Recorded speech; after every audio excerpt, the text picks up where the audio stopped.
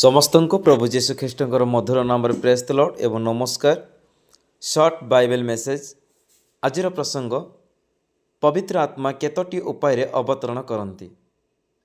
पवित्र आत्मा मुख्यतः तीनोटी उपाय अवतरण करती। प्रथम उपाय प्रार्थना करने द्वारा पवित्र आत्मा अवतरण करती।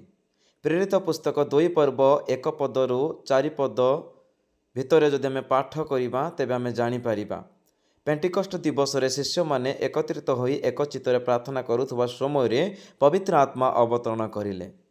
द्वितीय उपायटी प्रेरित मानक हस्तापन द्वारा पवित्र आत्मा अवतरण करती। कौन ना प्रेरित माने हस्तापन करने द्वारा पवित्र आत्मा अवतरण करिथांती। प्रेरित पुस्तक 8 पर्व 14 पदरू 17 पद पाठ कले आम जापर।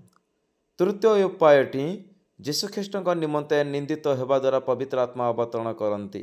पितर 4 पर्व 14 पदरे लिखा जाइए आमे माने जी दुख निंदा ताड़ना खाऊ जीशु निमंते आम जाना दरकार आम जीवन पवित्र आत्मा अवतरण करुछंती। आमीन।